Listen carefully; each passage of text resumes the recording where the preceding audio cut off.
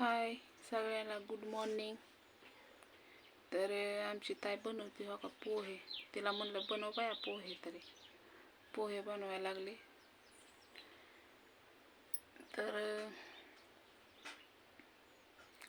काय तब्येत बी ठीक नाही, काय नाही, आणवीची बी नाही. आमचे असले तर नसले तर काय वाटत नाही, पण बानुबाईची ठीक पाहिजे. बानुबाई हसली की सगळ्याला हसायला येतं, म्हणजे आनंद असल्यासारखं वाटतं.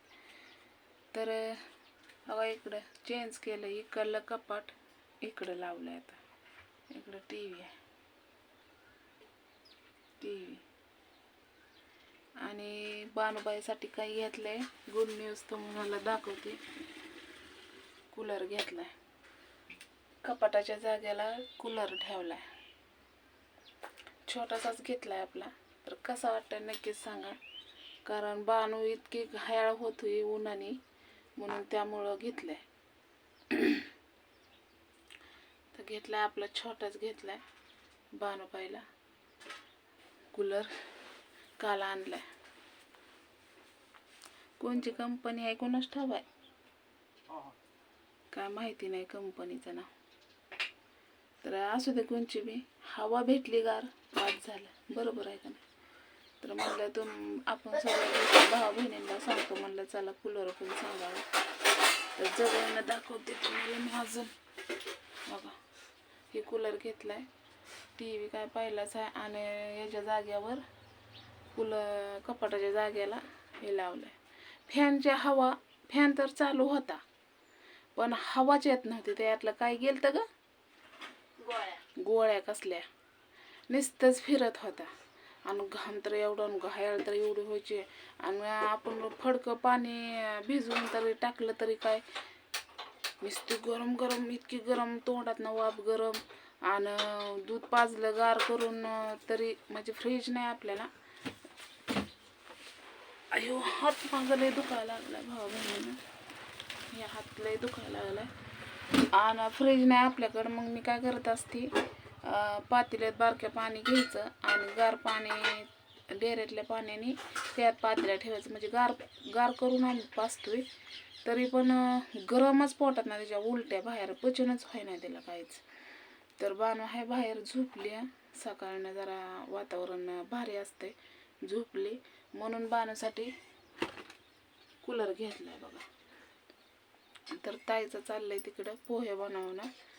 तर तिला म्हणलं मीच बनवते, पण मला म्हणले राहू दे बनवते. आणि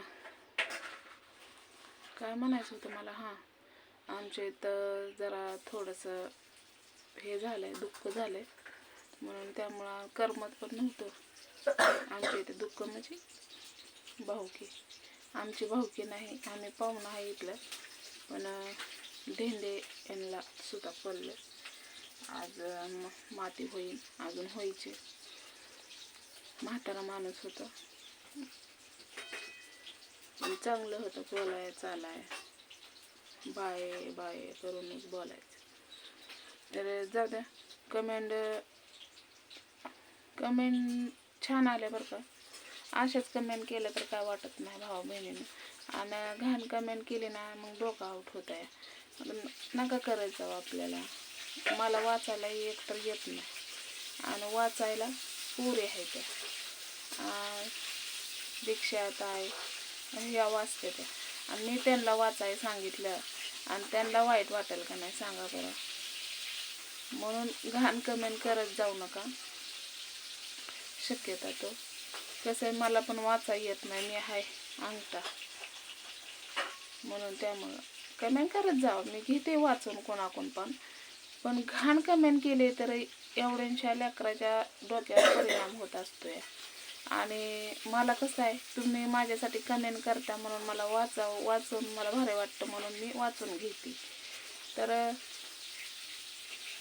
ती कोण फलूक तांबुले आहे का नाही, तिला लईच मस्ती आली. त्याने 10 कमेंट केल्या आता, म्हणजे त्याने कमेंट बघू आता दुसरे आय डी खोलून अजून मला कमेंट करते का काय. पण त्याला त्याची लायकी दाखवून देणार आहे. जर त्याने परत कमेंट केली तर मी कारवाई करणार. म्हणजे ते काय म्हणतोय, की म्हणजे शिव्या दिल्या त्याने. काय म्हणजे कसल्या शिव्या दिल्या माहिती नाही, तुम्ही तर वाचल्याच असतील, पण शिव्या दिल्या. त्याचे कारण नाही शिव्या द्यायचं.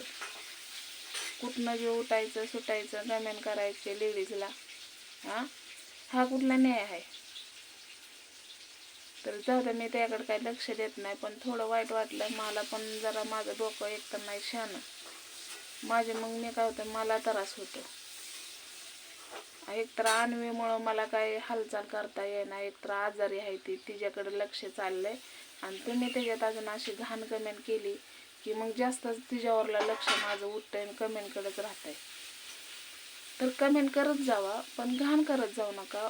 मी काय वाईट वागले, प्रूफ आहे का? प्रूफ सहित मला बोला, मग मी तिथं उभं राहील. तुमचं माझं गाल आणि तुमच्या पायातली चप्पल असेल, पण चुकीचं काय बोलत जाऊ नका उगाच. एखाद्या लेडीजला बट्टा लावत जाऊ नका. कसं आहे, ती जगती कशी तरी, तिचं मनोरंजन करते, माझं दुःख शेअर करते, ह्याच्यात काय चुकीचं असं वागत जाऊ नका. तर चला जाऊ द्या, ते घाण मी केलं ब्लॉक. आता त्याला बघू, आता परत मग त्याला दाखवते. आता काय दाखवत नाही, नंतर दाखवते त्याला, त्याची लायकीच दाखवते. मग परत दुसरी ID खोलून तर त्यांनी परेशान केलं तर दुसरे माझ्या भावा बहिणी आहेत, त्यांना काय वाईट वाटत नाही, त्यालाच कसं वाईट वाटतंय. असतंय म्हणतात ना, कांद्यात कांदा आपण किती जपून ठेवलं तरी एक का होईना नासलं तर अख्ख्या कांद्यांना नासवतं ते. असा एक ती कांदा असेल. तर चला जाऊ द्या, बाय.